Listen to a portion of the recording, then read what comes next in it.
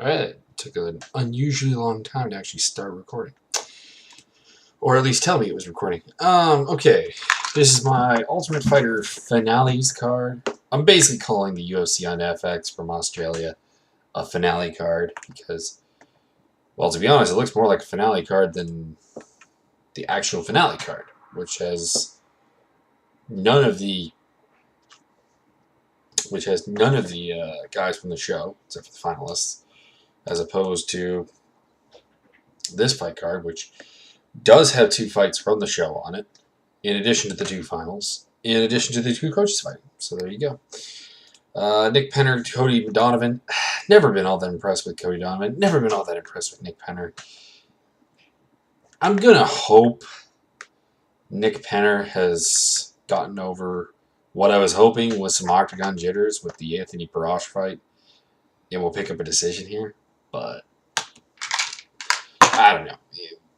Yeah. I'm indifferent on this fight. Brendan Longgame versus Mike Wilkinson.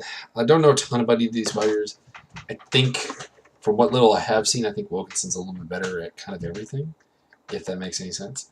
I'm taking you to win a decision here, but either way wouldn't particularly surprise me. They seem to be very evenly matched guys from what I saw on TUF Smashes, which if you didn't watch, go watch it. It was a lot better than the American season. So yeah, we'll see. We'll see. I'm excited for the fight, just because there's a lot that I'm not so sure on. And then the Australian version of that fight basically is Benny Holloway versus Manny Rodriguez. Both guys have a lot of holes in their games, I think, from what we saw on the show. I'm going to go with Benny Holloway. He seems like a more welterweight-sized guy, for one. He seems like he has less holes than Manny, who I think has wrestling problems and I think has defensive striking problems, which I think are 2 things that Benny can capitalize on. He can probably outstrike Manny. He can probably take him down if he needs to, kind of ride out control points, just avoid getting submitted. I'm a lot more familiar with these guys than I was with the Brit guys. That was the surprise, actually, for me on this match, was that I knew less of the British team than the Australian team, despite the fact that when I was thinking, like, how many Australian fighters outside the UFC can I name? I came up with, like, maybe 20, and I still knew, like, 3/4 of their team. It's a bit strange. But yeah, Benny Holloway. Going with decision. Mike Pierce, Seth Baczynski, not competitive at all. Pierce will either decision it or finish him with a TKO.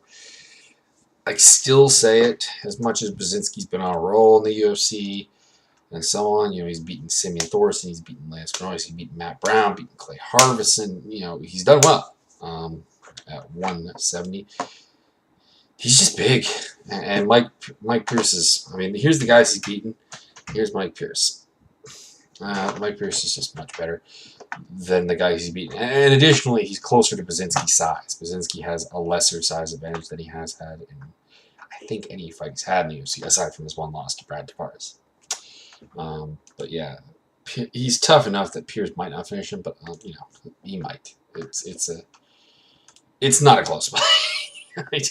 The previous 3 were like, I went back and forth on it. I've not gone back and forth on this one. Igor Prokhrayich, Joey Beltran. Prokhrayich, unanimous decision. He is...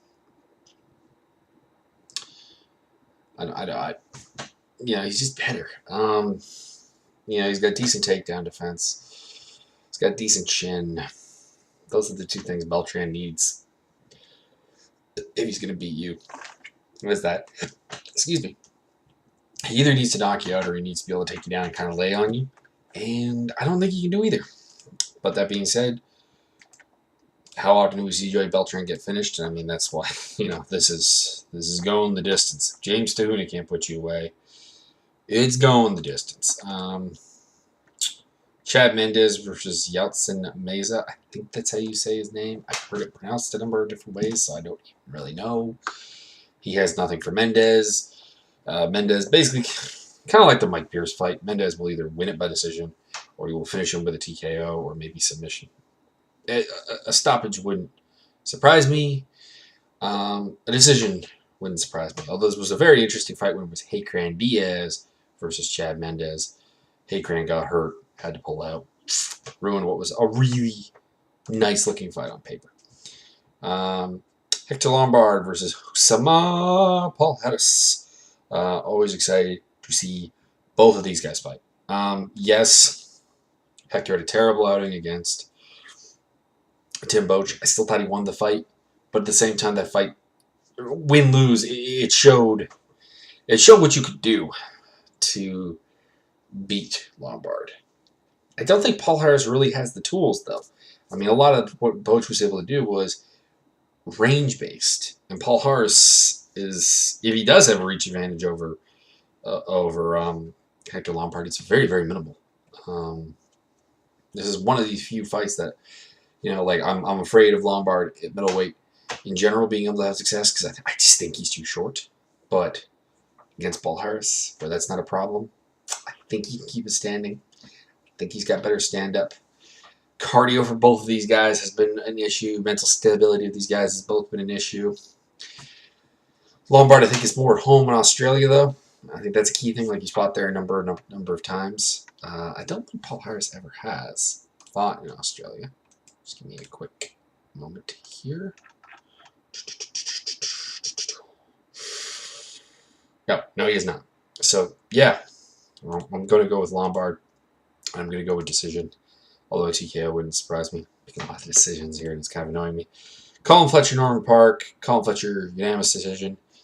I just think that Fletcher has more than Park. I think he's bigger. I think he's stronger. I think he's a beast. Like, he was the guy on that show that I was continuously going, you know what, he's a goofball. But in the end, this is the dude on this season who can really wreck some shit. Also, he looks more like he's a welterweight than anything else. So, I mean, he's fighting a lightweight. He's huge. He's strong. He's got a really nasty guillotine, really nasty submissions from weird angles. I wouldn't call his stand-up the most technical in the world, but that being said, he can hit you from angles that just you don't see. It's almost like a John Jones, Alexander Gustafsson type thing where it's, any technical deficiencies are kind of made up for in natural gifts. But yeah, Park's a tough guy, so I don't think he finishes him. But I do have Colin Fletcher winning this one. Robert Whittaker will probably stop Brad Scott for the welterweight title, giving the split, one Aussie, one Brit winning. Whittaker impressed me on the show. I didn't really think all that much of him going in. I'd seen him fight a number of times, but I wasn't really all that impressed. But then, came out there. He showed some great power, which I had never been impressed with his power. He's fast. He's technical on his feet. He's reasonably difficult to take down, and his ground game isn't that deficient. Brad Scott is bigger, I think, but I'm not impressed with anything he brings to the table. It's kind of like the English John Fitch. Or Seth Baczynski, or, big guy, and that's kind of his key to victory. Anyways, yeah, Robert Whittaker, predicting a finish. Hey, I finally got one. George Sauropoulos, Ross Pearson, taking Ross Pearson via TKO KO. Sauropoulos' chin is questionable. It's not as bad as some people are making out to be, but it is questionable. His defensive striking, I think, is lax. He does leave himself open to getting hit. Ross Pearson, he got knocked out at 145. I don't think that's even a reflection on his chin. I think it's a reflection of the speed difference of 145 to 155, which I think caught up with Ross Pearson. But trying to keep this short because I'm trying to fit 2 cards into one video. Ross Pearson probably be TKO, KO, second round. Moving on to the actual TUF finale. Tim Elliott, Jarrett Papazian. Going with Papazian, bigger, kind of always more impressive to me. Tim Elliott's not really. He went the distance with Dodson, but Dodson broke his hand. All that, 2 very similar fighters is really what I'm breaking it down to. Mike Rio, John Coffer. Talk about 2 very similar fighters, 2 wrestlers. Rio is the better wrestler technically, but he seems to never be healthy. He seems to be a bit run down a bit early in his career, and as a result, I have a hard time picking him in a close fight. So I'm going with John Coffer. Decision, maybe a submission. Ruben Duran, Hugo Viana, go, Ruben Duran. Picking him by submission. I'm very excited to see Ruben Duran fight again. It's been a while. This guy, his fights, I didn't really know him before he came to the UFC. He was hyped up to me by Kaz. If you don't watch his videos, go watch it. But then I watched him fight Mizugaki. I watched him fight Francisco Rivera. I'm hyped about his return. Very excited. It's on the Facebook card. TJ Wahlberger, Nick Catone. Either Nick Catone will lay and pray his way to victory, or TJ Wahlberger will submit him. I'm going to hope for option 2, and I'm going to pick it. I'm going to go with Wahlberger by submission, but don't be surprised if this is boring as watching paint dry. Vince Pichel versus Rustam Kabalov. Rustam has a lot of massive credentials in Sambo, specifically, and a couple other things too, I believe. Let me just quickly look over his resume, as it were. Yeah, International Master of Sports in Sambo, International Master of Sports in Hand-to-Hand Combat. Yeah, so. But his big wins are basically Jason Dent and Rodrigo Ribeiro. I've seen him fight a number of times, and the thing is about Sambo is, as you go down in weight, it seems to mean less. There's less guys, there's less competition. It's Eastern Europeans tend to have this larger bone structure that leads to them being somewhat larger. It's why, if you look at MMA and you look at boxing, the best of the Russian fighters and the Belarusian fighters and Bulgarians, Romanians, etc., they're up here. They're heavyweights, they're light heavyweights, middleweights maybe. There's not a lot down here, and that's what kind of devalues Kabalov. I still think he'll beat Vince Pichel just because I didn't think Vince looked like anything special during his Ultimate Fighter season. He did beat. Who did he beat? He beat Chris Saunders. He beat John Kofer. And then he lost to Aikinta. So he had a reasonably good run, I guess. But, no. I'm going to go Kabalov by decision. Johnny Bedford, Marcos Vinicius. I think Marcos Vinicius is the better fighter. Massively experienced guy. Some good wins. Wagner Campos, of course, being his UFC debut. But Bedford, just huge weight class. This is his second appearance in the UFC, and once again, it's at a Ultimate Fighter finale. So I'm going to go with him again. Bedford by decision, or maybe a rear naked choke finish. I could see that. Mike Pyle, James Head. Another case of Mike Pyle's a better fighter. James Head's a bigger fighter. I'm going to go with Pyle. He's beaten big guys before, and they're better than Head. I'm led to believe that he can get this done. Probably unanimous decision would be the best bet. Yeah, I'm going to go with that. Continuing on, Jamie Varner, Melvin Gillard. Ooh, wait, skip one.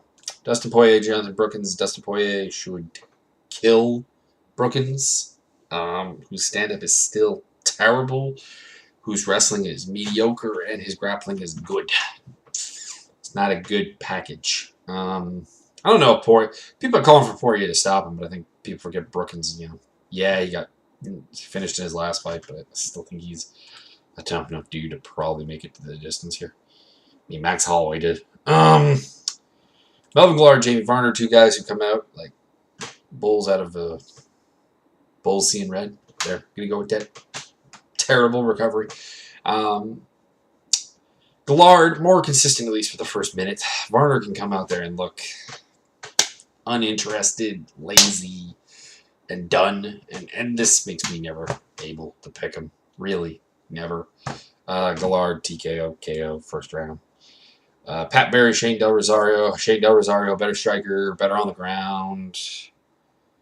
Pat Barry's probably the better wrestler, but screw it. I ain't picking Pat Barry at this point. Del Rosario, TKO, KO, second round. Colton Smith, Mike Ricci. Picking for the American here, Colton Smith. And it's again another case of this. Mike Ricci's not a welterweight. He's just not. Like, truly not a welterweight.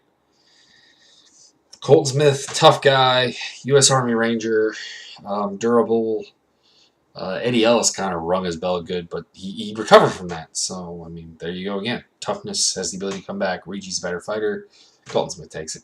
His decision. Just too much of a size difference, in my opinion. Roy Nelson, Matt Mitrione. Roy Nelson to knock out Matt Mitrione in the second round to find that elusive chin. Just because I don't see what Mitrione has here. If he gets too aggressive on the feet, he just gets taken down, I think, in this fight. And dominated on the ground by Nelson. And probably submitted. If he stands with him at some point, Nelson will boom to the chin and put him down. That's it. Yeah. Those are my predictions for the 2 cards. Enjoy them.